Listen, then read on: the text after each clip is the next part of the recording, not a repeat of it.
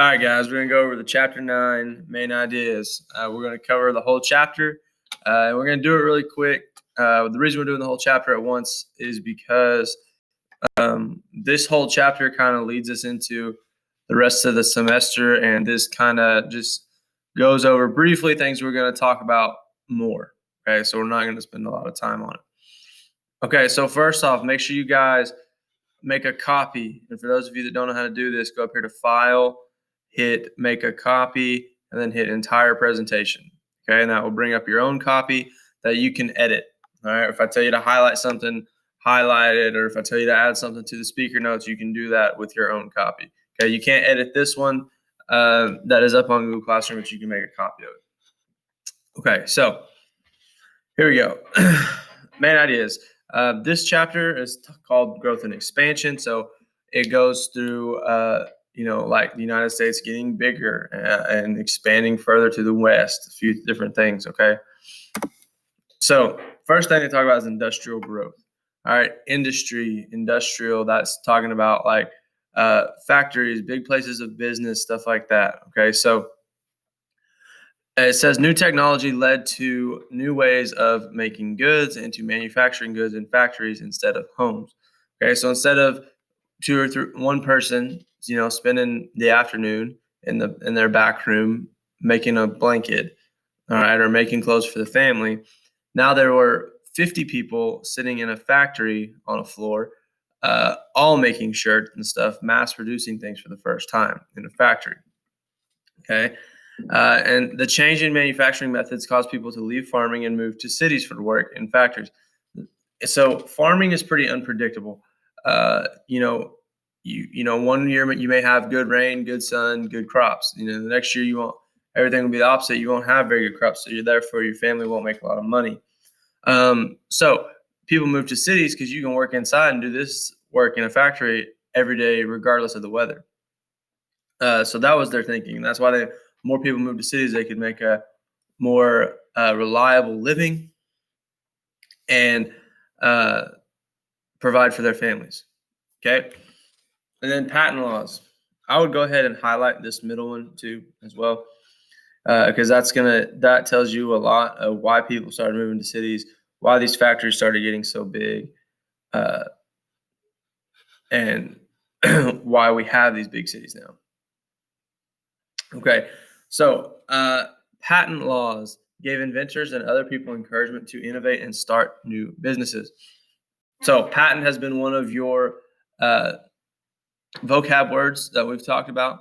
All right, it means to give someone the sole legal right to an invention and its profits. So that means you guys have probably heard of what a patent is. If you look on basically the back of anything, it's either going to say a patent and a number or patent pending.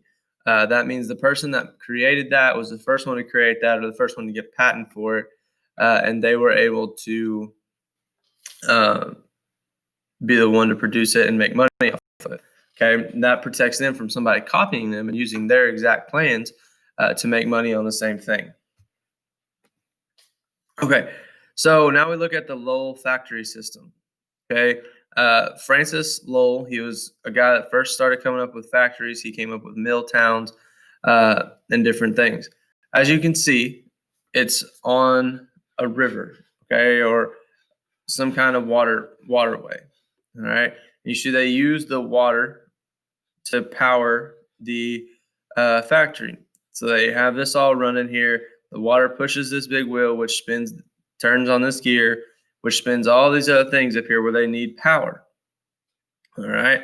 So if you look at number 1 down here on the first floor, the first step in textile production are to clean the raw cotton and turn loose cotton into crude yarn. So what they're doing is using the cotton gins right here. Okay. Cotton gin is cleaning it, taking all the loose fibers out of all the seeds, out of the cotton fibers, and then they turn it into yarn. Okay. And not really the yarn you're thinking of now. It's thicker and it's not as clean. And number 2, the spinning process transforms the yarn into thread. So it takes it from a thicker into a thinner piece to where they can turn it into clothes or blankets and stuff. Number 3, at the weaving stage, power looms interlace the threads into coarse cloth or fabric. That's where you start getting fabric where you could make clothes, shirts, dresses, whatever. And in number 4, fabric is measured and batched for dyeing. Vegetable dye is the earliest known dye. So they would use vegetable dyes, meaning they would use oil from vegetables or the colors they get when you mash a bunch of vegetables together to create the colors that they would then soak this cotton in. Okay. All right, still on 9.1, but agriculture starts growing. So we just had a lot of people move to the city because of factory workers, but now we need more agriculture because we have more people living in these cities. So in the early 1800s, most Americans still lived and worked on farms. Even though a lot of people moved to the cities, not everybody did. Western farmers raised pork and grew cash crops, while Southern farmers grew cotton over a wide area. Okay. And then the cotton production rose sharply after the invention of the cotton gin. I would highlight these last two right here. Okay. These last two are what I would highlight from this one. So Western farmers, that's talking about the people in western part of the United States, and we're probably looking to about the Rocky Mountains, probably about where Colorado is and on up from there. There's probably not many people west of that at this point. Okay, so what is there right now? What leads up to the Rocky Mountains?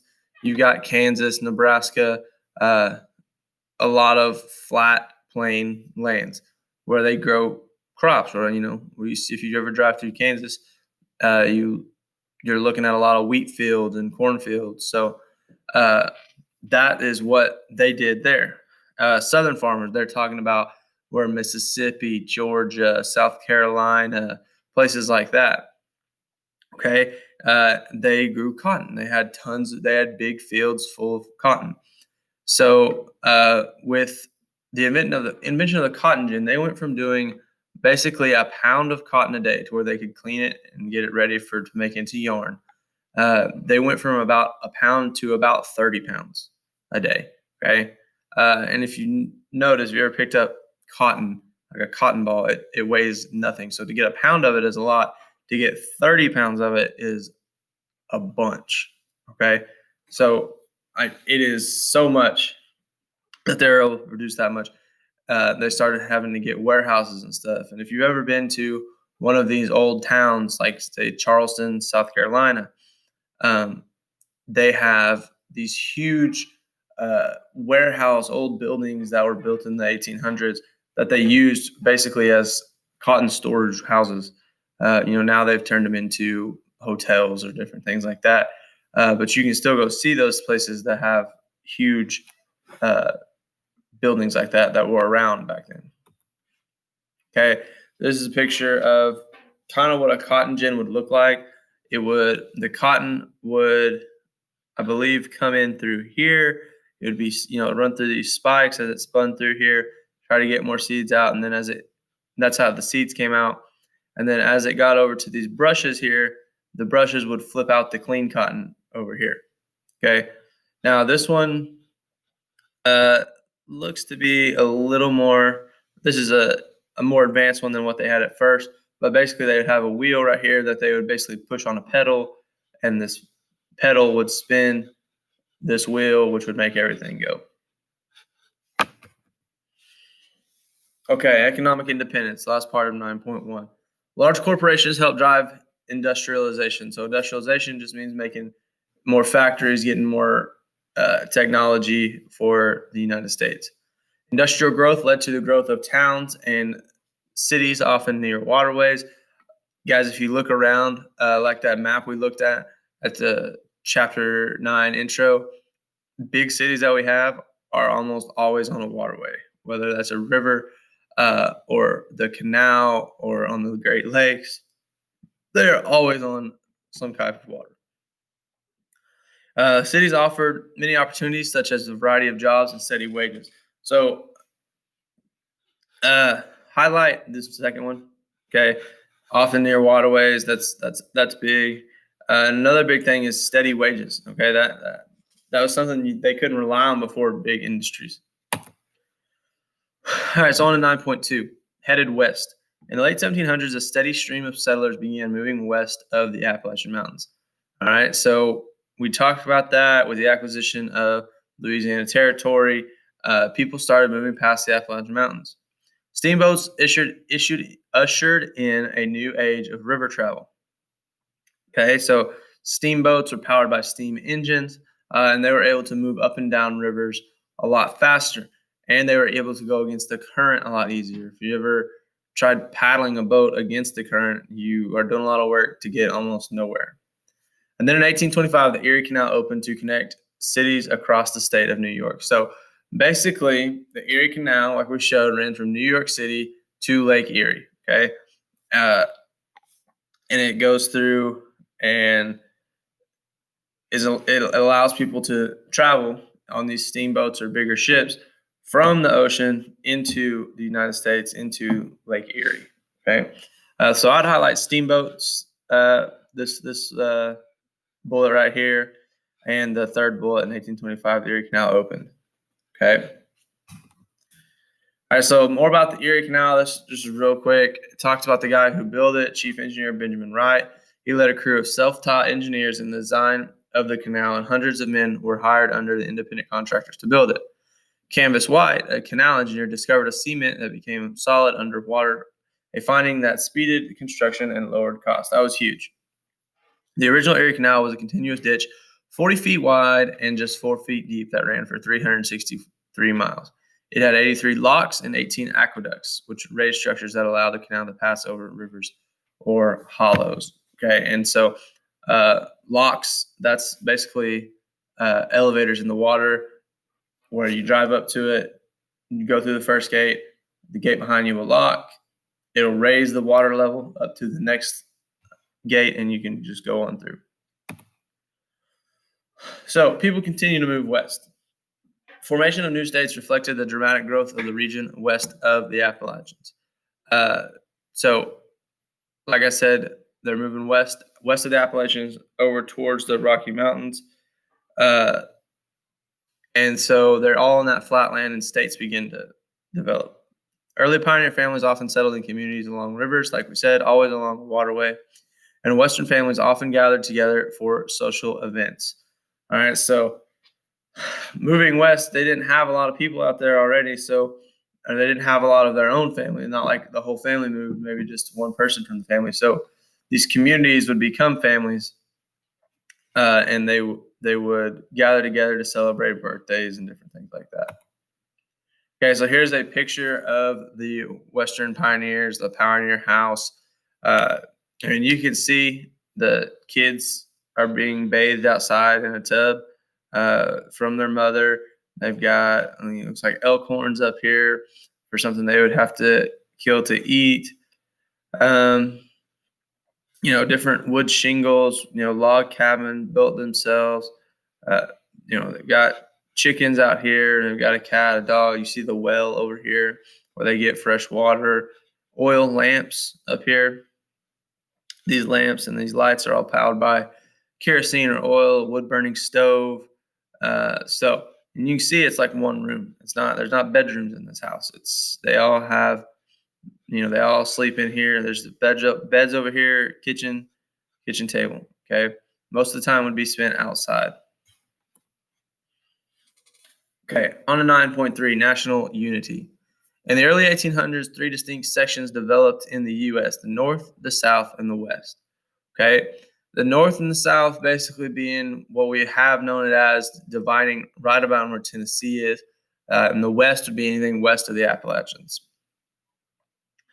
In the early 1800s, the U.S. Supreme Court, under Justice John Marshall, backed the powers of the national government over the states in 3 important decisions. So if you look down in your speaker notes, I've already put those decisions down in there, but it also tells you about those more in 9.3. If you haven't read that, make sure you read that. And the Missouri Compromise allowed Maine to enter the Union as a free state and Missouri enter as a slave state. Okay, highlight that one. We're going to talk more about the Missouri Compromise as we go.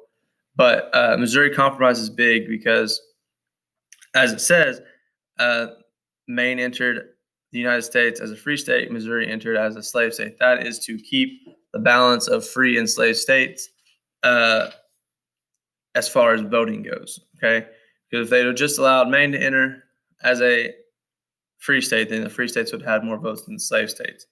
All right, so we're going to talk a lot more about that when we get a little bit more into slavery, probably in the next chapter or two. But that's just again a quick intro to that. All right, so you see here's the Missouri Compromise line.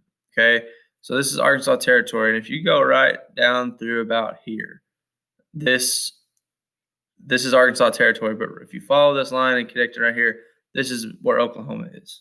Okay, this would be about the top of Oklahoma, maybe a little higher. Okay, but this line is what separated Missouri from the Arkansas Territory, and this up here was allowed to be a slave state, Maine a free state. Okay, foreign affairs. After the War of 1812, the United States established new relationships with the powers of Europe. In 1819, Spain gave up all claims to East and West Florida and also to Oregon country in the Pacific Northwest. Okay, so that's important because that helps grow the United States. That gives them more land. The Monroe Doctrine was a clear warning to European nations to keep out of the Americas. Okay, so this was a doctrine written by President Monroe. Okay, he warned the Europeans to stay out of the United States because this is our land now. 1819, Spain gave up all claims to East and West Florida. So now Florida is being a part of the United States and Oregon country. So if we go back one slide, this, up here would be Oregon country, or more this way. Okay, even further over this way, be Oregon country. Okay, so Florida here now is part of the United States, and Oregon country, which would be more this way. Okay, so I would highlight the Monroe Doctrine and the middle bullet here. And that's it. So make sure you guys highlight what I told you to highlight, go through and read them again, change them up if you need to where you better understand them, or add stuff to your speaker notes about things that I said. If you need to, go back and watch the video again. Today, make sure you've checked in. Make sure you get your bell ringers, okay? If you're not here at school, do both of those, check in and bell ringers. With that, vocab builder is due tomorrow, so make sure you have that done as soon as possible. And everything, make sure you're caught up on everything. Don't be behind. We'll have 2 more bell ringers tomorrow, and those will be the last for chapter 9, and we'll have a vocab quiz on Tuesday. All right, let me know if you guys have any questions. Hope you have a good day, and I will be around if you need any help for anything with history or whatever. All right, see you guys.